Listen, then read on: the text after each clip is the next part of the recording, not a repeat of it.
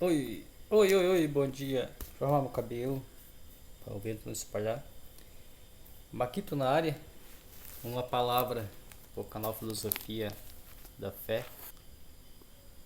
É os Efésios, capítulo número 6 e o versículo 12. É só o versículo 12 do texto da Armaduras de Deus. Porque não temos que lutar contra a carne, sangue, mas sim contra os principados, contra as potestades, contra os príncipes das trevas dos séculos, contra as hostes espirituais da maldades nos lugares celestiais.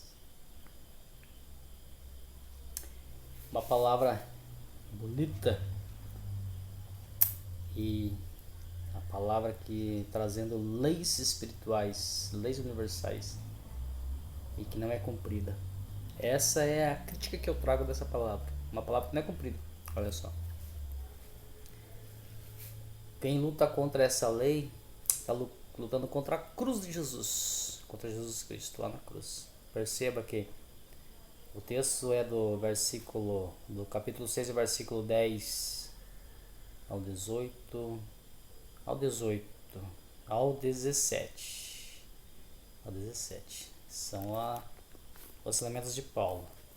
Aí o versículo 18, Paulo já pede oração, orando em todo o tempo, com toda súplica no Espírito, e vigiando nisso com toda a perseverança e súplica por todos os santos. E por mim, Paulo pede oração por ele também e tal. O ministro também pede oração por todos os santos e por ele também. Para ver a fortaleza que precisa para enfrentar um inimigo. Um inimigo que é o inimigo da igreja, o inimigo do povo de Deus, o inimigo do homem, da mulher. Porque aquele que é inimigo do homem e da mulher é inimigo de Deus. Porque Deus não precisa de inimigo. Deus não tem inimigo. Não existe ninguém que possa ser inimigo de Deus. Estar à altura de Deus para ser inimigo dele, não existe ninguém. Mas torna-se inimigo dele por ser inimigo do homem. Por querer tirar o homem do foco, do alvo, que é chegar até Jesus. Por que eu disse que aquele que está lutando contra a carne está lutando contra Jesus? Porque, ó, o versículo 10: Não demais, irmãos meus, fortalecei-vos no Senhor e na força do seu poder. Revesti-vos de toda a armadura de Deus, para que possais estar firmes contra as astutas ciladas do diabo. Porque não temos que lutar contra a carne e sangue, mas sim contra os principados, contra as potestades, contra os príncipes das trevas desse século, contra as hostes espirituais e a maldade nos lugares celestiais. Porque essa força maligna de que Paulo está falando aqui é a força força maligna, que atua na mente e no coração do homem, colocando irmão contra irmão,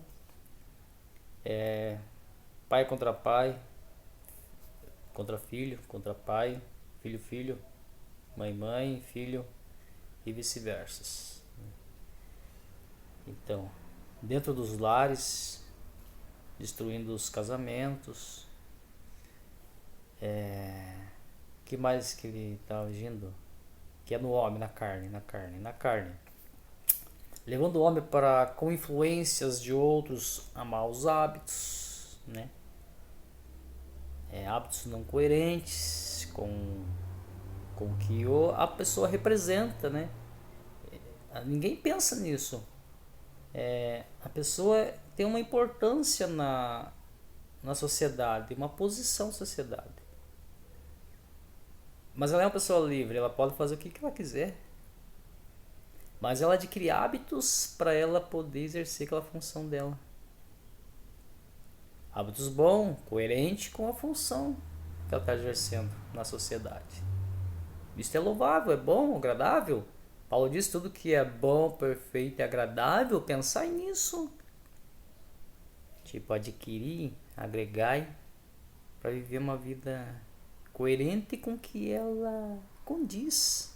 condiz como ela diz quem ela é, como ela leva a mensagem dela, o propósito dela na vida.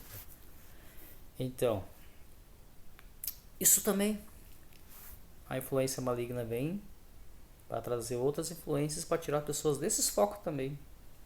Tirar atenção, por exemplo, eu conheço psicólogos, conheço um amigo meu, um amigo que são psicólogos, né? Alguns psicólogos eu conheço, e conheço uns psicólogos, amigos meus, que eles, quando encontraram com a palavra de Jesus, descobriram que precisavam de psicologia, de psicólogo, precisavam de Jesus. Olha só, isso é uma influência maligna, entendeu? Na mente, no coração. Talvez eles nem precisavam, eles mesmo podiam cair para dentro de si mesmo, né? Auto se curar mentalmente, se acalmar, tranquilizar o coração, ficar quietinho.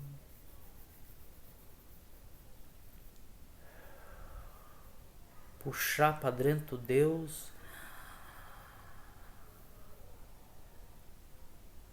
Segurar Deus. Aí soltar Deus devagar.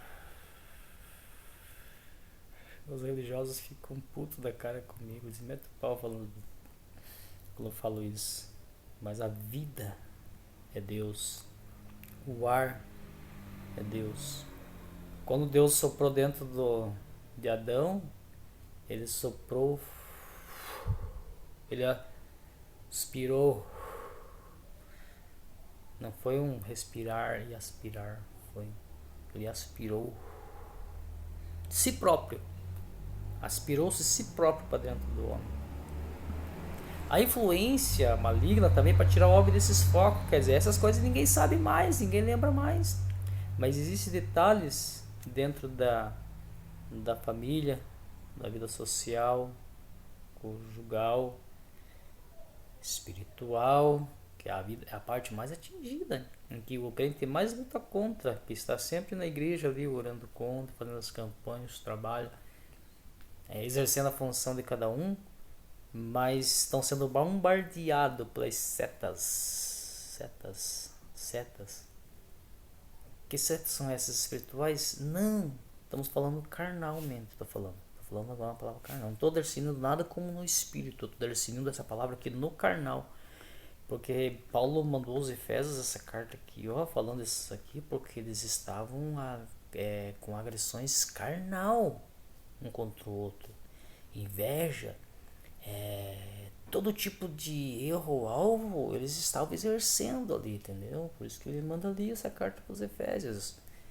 Eles estavam errando o alvo totalmente errando o alvo, totalmente errado, sabe? Carne contra carne. Eles tinham deixado os preceitos bíblicos, os ensinamentos, os princípios, estavam começando a disputar entre um outro quem era o melhor. Se chegasse nas reuniões deles, eram todos abraçados, amigos, tal, mas se você entrasse em particular com eles, era um falando mal do outro, querendo subir por cima do outro, puxando o tapete do outro, é isso que acontecia. E essa peleja onde? Quando estavam unidos eles em carne um com o outro ali, ó, a verdade tá junto. A verdade tá junto. Por isso que se eles permanecessem dentro da igreja 3 meses sem sair da igreja, ficar trancado ali, só fazendo cultuando, ia acontecer o quê? Eles iam esquecer um pouquinho lá de fora, ia voltar para Deus, pro amor. Quer dizer, eles iam ficar mais na verdade, porque a proteção divina ali dentro da sinagoga, realmente onde eles faziam as reuniões, realmente eram lugares protegidos por Deus, porque a glória de Deus descia localizada nos lugares nesse tempo. E então toda essa guerra espiritual que Paulo está falando aqui, ó, essa influência que eles acham que tinham um contra o outro, Paulo manda essa carta e diz assim: irmãos, não devemos lutar contra a carne, um contra o outro. Não. Eles queriam tirar um do outro, ficar rico em cima do outro, e tinha agressão, quem sabe morte. O Senhor, não estou sabendo, não estudei isso, que teve morte, né? Mas muita corrupção, um para cima do outro, todos irmãos, todos congregando juntos, todos na igreja se abraçando, dando a mão pro outro, servindo a Deus com alegria e tal. Mas quando eles chegavam no lar deles, naquela avaliação do que foi feito no culto, quando vem aquela avaliação, que todo mundo tem uma avaliação, depois um culto fica pensando, às vezes a hora que você deita na cama fica pensando como que foi o culto, e você lembra de todos os rostinhos que estão ali.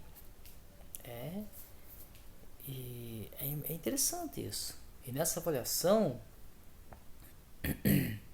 eles queriam sobressair aos outros. Então existia essa guerra, essa briga entre eles, lutando um contra o outro, um contra o outro, um contra o outro, um contra o outro. Chegavam a atrair pessoas para este evangelho para lutar um contra o outro, pessoas financeiramente fortes na sociedade. Tornou-se uma religião. E assim, Paulo diz para os irmãos, não é nossa luta contra a carne, mas é contra a potestade, contra a influência maligna. Para aquele que não acredita em Deus e nem no diabo, são as energias, as más energias lançadas, entendeu? Ei, não lute um contra o teu irmão, contra o teu amigo, contra a carne. Lute contra essas energias. Manda energia boa para receber energia boa. Não tem um ditado que você, como você quer ser tratado, você trata o teu próximo? É uma energia, é uma vai e volta, é um bate e leva, é um vai e vem. São as ondas do universo mandando mensagem e voltando como pêndulo que leva a informação, mas ela traz, como Deus falou lá atrás, recalcada e sacudida e transbordante. Então o que volta? Volta transbordante para você. Se você enviar um pêndulo com um pedido, se você mandar um pedido bom, esse pedido bom vai voltar crendo, confiando no que Paulo falou aqui, ó, no seu poder. Fortalecei-vos, irmãos, no Senhor e na força do seu poder. Quando você manda na força e no poder de Deus, de Jesus crendo, recebereis dobrado, duplicado. Ele está prometendo, entendeu? Então, mas 100% do que nós pedimos, nós recebemos 100%. 100% nós recebemos. Tanto de bem quanto de mal. Se você manda teu pêndulo, manda uma palavra que tem legalidade, que tem poder, que está ligado a uma filosofia, uma fé crente, que leva até ao universo, até leis, até princípios, até Deus, ou através de Jesus. São coisas sérias que acontecem, entendeu? São legalidades, entendeu? Há uma promessa para aqueles que fazem essa ação, crendo em Jesus Cristo, uma promessa de uma vida eterna, além da vida mortal que ainda, entendeu? Então, a nossa, tem que acreditar que existe uma vida além dessa vida, para acreditar que existe hóstias, setas sendo lançadas em nossa cabeça todos os dias, usando pessoas mesmo, pessoas, circunstâncias, lugares, daqui mesmo, né? Começa a maquinar passado, que passado não existe. Para aquele que entra pela cruz de Jesus, não existe, porque entra pela cruz. O Pai disse, quando o Filho disse está consumado, está tudo acabado, está tudo pago, o Pai rasgou o véu de cima e embaixo. Então livre acesso, entendeu? É entrar para dentro do véu e viver a vida eterna. Quando esse corpo tombar, quando esse corpo acabar, existe uma vida eterna, entendeu? Então, para que lutar contra a carne? Se a carne perece, se a carne morre, se a carne vai ficar. A nossa luta não é contra a carne, contra o status do outro, muitos contra o seu próprio corpo, muitos contra os próprios filhos, mãe tendo ciúmes de filha, filha tendo ciúmes de mamãe, entendeu? A nossa luta não é contra essa carne, não é contra essa carne. Tudo passa, tudo vai passar. Jesus disse: passarão os céus e a terra, mas as minhas palavras não passarão. O que é a palavra? A palavra é o verbo é Jesus, Jesus é a lei, Jesus são as regras, são as ondas, Jesus é o pêndulo que vai para o Pai e busca e traz. Jesus é a saída, Jesus é a porta da eternidade, Jesus é o véu que rasgou, é através dele, para chegar até o Pai, para descobrir toda a verdade. Você que fica lutando para descobrir a verdade, qual é a verdade disso, aquilo, quer descobrir a verdade? A verdade é o Pai, tá tudo nele, é verdade, é tudo nele. E é só através daquele que foi feito para ele que você chega nele. Quem é ele? O qual foi feito tudo para ele, do qual o outro que eu sou fez, o todo fez. É Jesus. É o único caminho. Ali você encontra perdão, paz. Ali você encontra a vida. É Jesus. É o único caminho para a vida eterna. Agora, se você quiser acreditar que só existe a matéria, a carne, é triste, é muito triste. Mas muitos vão estar, por estar errando esse alvo, por não querer seguir a Jesus para entrar com a vida eterna, né? Alguns ainda não acreditam nesse evangelho, precisa ser convencido, né? Tem tudo isso também. Alguns ainda são novos para entender, para chegar nesse entendimento, para ter a mente de entender. Tem muitas pessoas que estão sendo prisioneiros ainda desse sistema de religiosidade. Tem pessoas que estão com a mente lavada, são pessoas inocentes, pessoas que não têm culpa do que está acontecendo. Ela ainda não foi alvejada com a palavra da verdade, com o que é ou o que não é. A vida eterna existe. Existe a vida eterna. Por isso que Paulo disse: para que possais estar firmes contra as totais ciladas do diabo, tem que acreditar.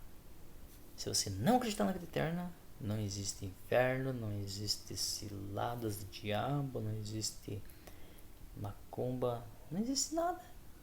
Para que vai existir essas coisas se não existe eternidade? Se tudo acaba, tudo morre? Se tudo acaba aqui? Eu acredito e creio na vida eterna. Eu achei a vida eterna em Jesus. Por isso que essa palavra pegou no meu coração hoje. E eu quis fazer um videozinho para mandar para vocês aí. Porque não temos que lutar contra a carne, sangue, mas sim contra os principados, contra as potestades, contra os príncipes das trevas deste século.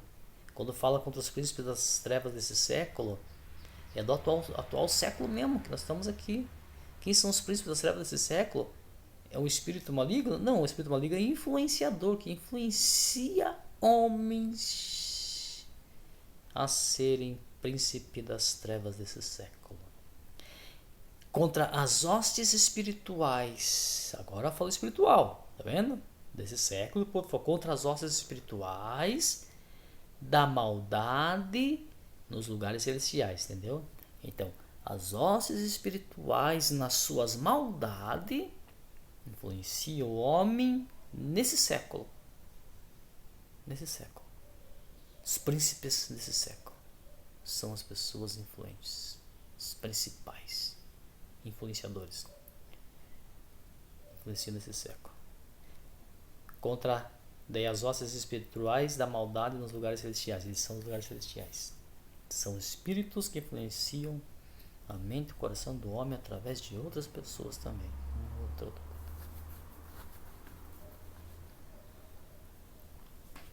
Portanto, irmãos, estai firme no Senhor e no seu poder, crendo que, e não desacredite que Jesus voltará. Jesus já tem voltado para muitos. e vai voltar para você também. Acredite. E busca o reino de Deus e a justiça de Deus. O reino de Deus e a justiça dele. Busca o reino de Deus e a justiça. Aquilo que é certo, que é justo. Porque tudo passa, lembre disso, tudo passa. A carne passa. Vai passar. Mas o eu que estou falando com você agora, sou eterno. E vou com o Pai. Como Jesus foi, eu irei. Vamos comigo? Vamos? Abba, muito obrigado, Abba, por esta palavra que o Senhor colocou no meu coração. Obrigado, Paizinho. Que o Senhor possa abençoar cada vida. Em nome de Jesus. Obrigado, Abba. Gratidão, Abba.